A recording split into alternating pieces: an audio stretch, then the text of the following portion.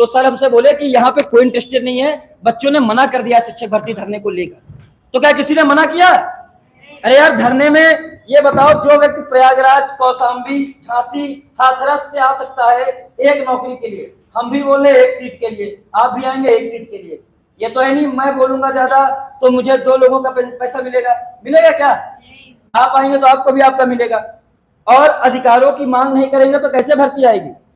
लगातार हम लोग ज्ञापन दिए कि भाई बहुत ही आराम से हो जाए, सब लोग पढ़ाई करते रहे, हमने भी कोर्स लिया है, मिनिमम लगेंगे। यदि 1.5 महीने फॉर्म भरेगा, 1-1.5 महीने का पेपर होगा, और तो क्या 3 महीने में आराम, जिसने पढ़ा है टेट सीटेट अच्छे से, उसका अच्छे से निकल जाएगा दोनों चीज। और ये मत सोचिए कि जैसे हम हैं तो हम लीडर नहीं है, हम केवल आपको बताने आए हैं कि आप जगिए, क्योंकि अभी इसमें किसी को पता था 23 मार्च को कल धरना है? आपको पता था? आपको पता था भाई? और लगभग 50+ लोगों की स्ट्रेंथ है यहाँ, केवल 3-4 लोगों को पता है।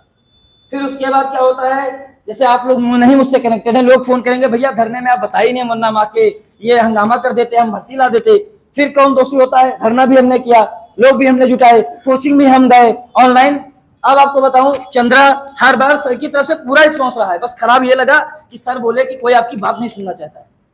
अब सुनिए, मैं सीतापुर से हूँ, परसों से यहाँ दौड़ रहा हूँ लखनऊ में एक ही सीट के लिए। ये हमारे मित्र प्रशांत शुक्ला, ये भी दौड़ रहे एक सीट के लिए, नीचे 15 लोगों की टीम है, वो भी एक सीट के लिए। क्यों धरना रखा गया? तो सरकार को क्या 20 लोग जाके कहेंगे हम आ गए, हमको नौकरी दो? क्या वो मेरी बात सुनेगा? कहेगा कितने पद चाहिए? पद में बोलोगे 1 लाख से कम ना है, कम से कम 51,000,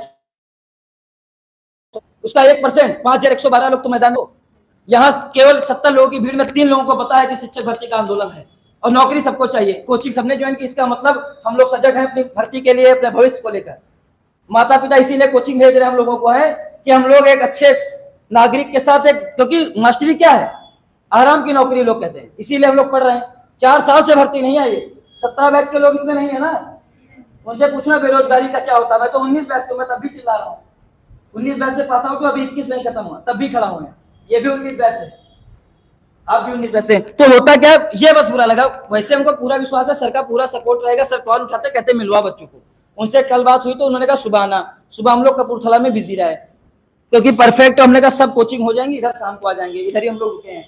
पर यहाँ सर बोल रहे हैं कि कोई बच्चा सुनना नहीं चाहता आपकी बात। देखिए आपको बता दूं, भविष्य बिगड़ने के लिए 1 घंटा नहीं होता। यदि आप साल भर पढ़े होंगे तो टेट के पेपर वाले दिन भी आप मस्ती कर सकते हैं। इस बात से सहमत हो ना? और साल भर नहीं पढ़े तो रात भर पढ़ोगे, कुछ नहीं होगा।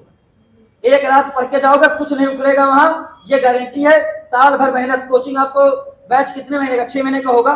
यदि सर भी ऐसे होते तो पैसा दीजिए सर को और ये लीजिए, फूक मार दे, खत्म, कोर्स खत्म आपका। तैयारी रोज करनी पड़ेगी और धरना अनवरत चलेगा। यदि मान लीजिए 100 लोग हम वहां लगातार रुकेंगे दिन रात, तो आपका इतना तो दायित्व है, आप लखनऊ के हैं, स्थानीय हैं। कोई आदमी अपना देश छोड़ के, मतलब अपना शहर छोड़ के 300 किलोमीटर यहाँ पड़ा है एक सीट के लिए, और आपको भी एक ही सीट के लिए आना है। ये नहीं कह रहा हूं कि आपकी वजह से मुझे भर्ती मिल जाए। और धरना असफल होगा, न्यूज़पेपर में पढ़ोगे शिक्षक भर्ती मांगने वालों को भगा दिया गया, तब कहोगे अरे यार मुझे भी जाना चाहिए था। तब ये बोलोगे कि नहीं बोलोगे?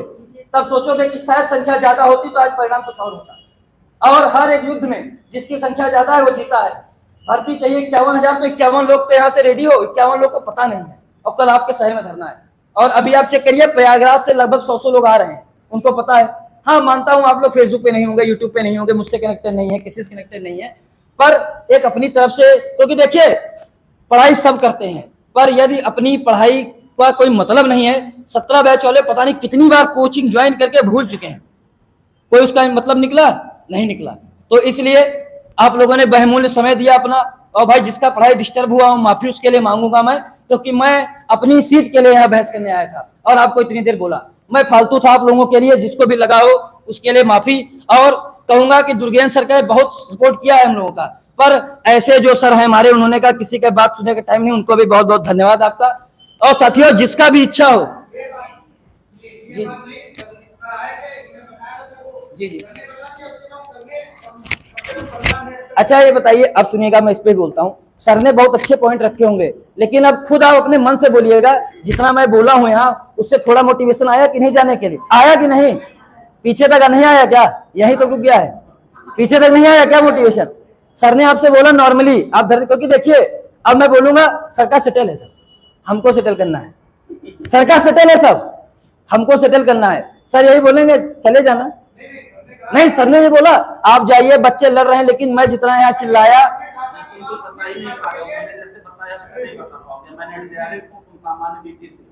वही तो सर, आप सर हैं, बता चुका हूँ, वैसे तुम नहीं बता। नहीं सर आप मुझसे सर हैं, इसीलिए तो आप सर सीनियर है सर, आप हर चीज से उठाया था मामला और विधिवत इन लोगों को समझा दिया कि तुमको जरूर जाना है कर। नहीं सर आपका धन्यवाद, लेकिन अभी सर आपसे हम बात, सर आप सर भी पड़ोसी, आप मेरे दादा क्या बचता कीजिए, वो आप हमारा, आप मेरे पड़ोसी हैं, ये अभी मैं भी ये हमारा, तो इसलिए साथियों यदि 51,112 या 17,000 कुछ भी भर्ती चाहिए तो घर से जरूर निकलना।